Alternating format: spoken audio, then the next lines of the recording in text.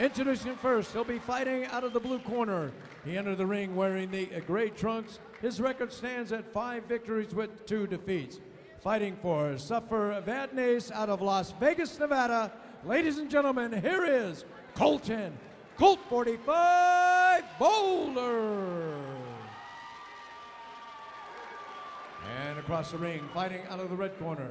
His opponent entered the ring wearing the black trunks. He is unbeaten with 1 victory and no losses. Fighting for Striking Unlimited from Las Vegas, Nevada, introducing Carlo Junio.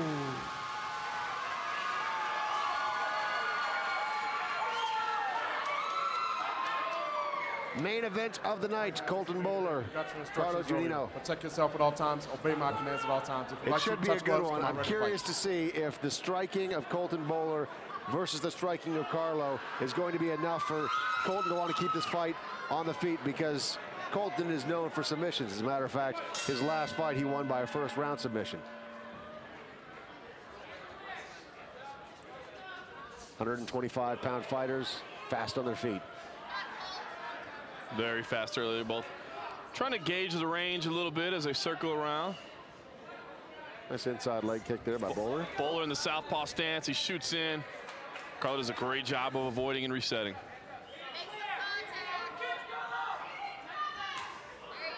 The 31-year-old Junio fighting the 19-year-old. How big are those 7 fights under his belt for Colt 45? You know, he looks very comfortable in there. He's switching stances, going from orthodox to southpaw, trying to give Carlo a little bit of different look. Threw a couple of nice kicks mid-range. Also, nice front kick there that just misses, as well as a straight right.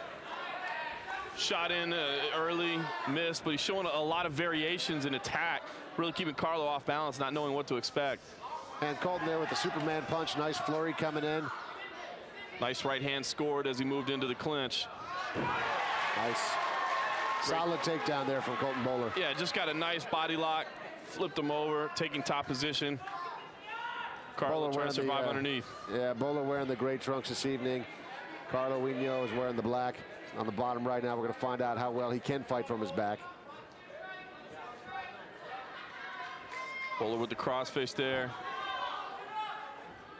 Elevates and lands a few punches, then moves to his feet. Tries to pass the guard with a big right that just misses.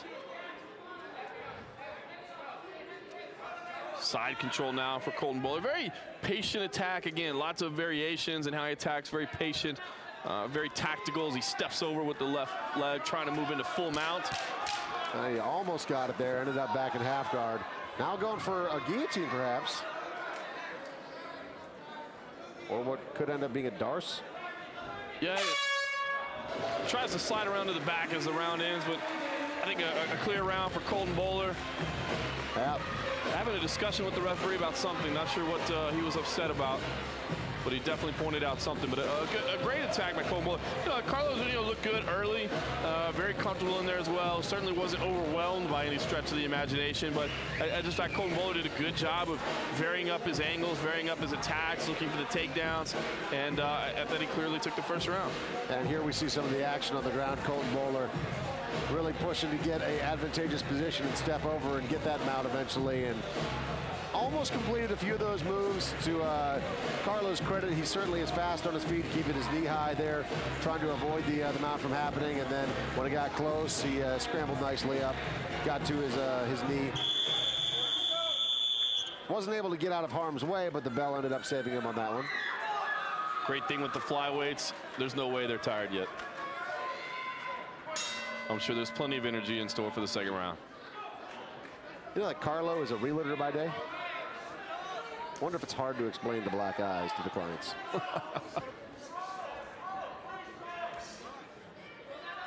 Bowler firing out jabs from that southpaw stance. Definitely has a reach advantage that he's trying to take advantage of, and he presses Carlo into the corner. And Bowler looks very confident, doesn't he? Extremely confident. Ring savvy. That comes from fighting at a solid camp and having guys that you trust and that push you constantly. And you know the guys at Suffer do a very nice job of you know, working very, very hard to push their fellow teammates. Plus, he's been under the lights here in Las Vegas 7 times. Yeah, that's a big part of it. You know, experience plays a huge factor, especially at the beginning of fighters' careers when they're amateurs. You know, somebody's got 1 fight versus 7 fights. It's a big difference. And Bowler backs away, content to stand. It shows you how comfortable he must be, although he nearly eats a high kick. You know, he was in a dominant position on the ground. He gave it up, decided to reset. So you can tell how comfortable he must be on his feet, although he nearly paid the price. Yeah, narrowly missed a shot there. Nice high kick thrown by Junio. However, he got what he was looking for, another takedown. He did. And again, Carlo doesn't look overwhelmed. He's, you know, trying to secure the neck from underneath, although obviously never going to finish a choke from that angle. But Colton Bowler is just relentless in his attack and tactically, patiently winning the fight.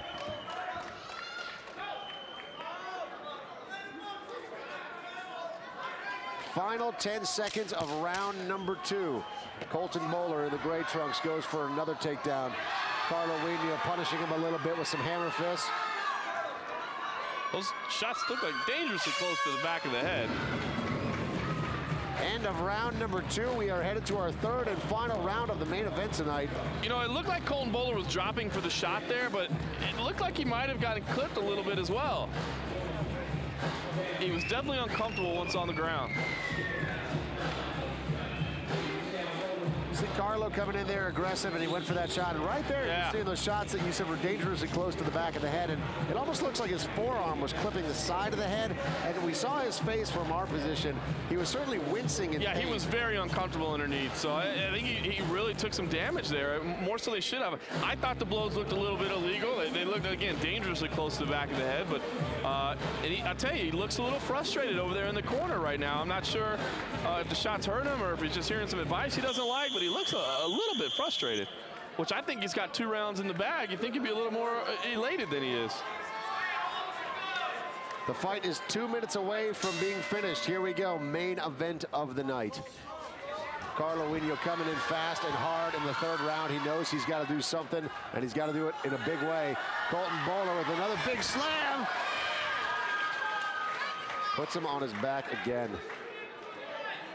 Carlo Junio needs to get back to his feet. He faces a reach disadvantage when he's up there, but the flurries, a couple of the shots look like they're sneaking through, and it's at least aggressive. It looks good to the judges that you're moving forward. From here, he really hasn't shown any threat on his back. He's shown some good defense so far, but just not much attack from the bottom. Twice in round 2. Yeah, and Carlo's got to do something here. He's got to scramble up and get to his feet.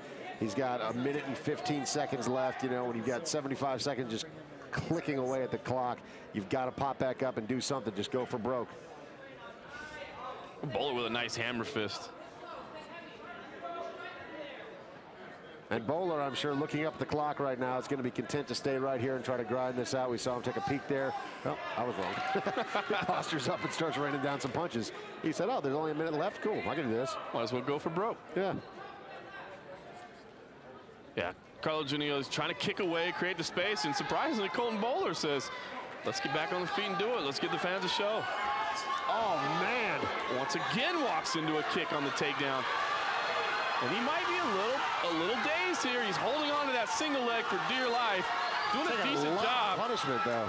Yeah, eating a lot of shots to the side of the head. Colton Bowler did a decent job of using his left arm to cover the side of his head and not take too much abuse, but Carlo Junio doing a good job of keeping the damage on.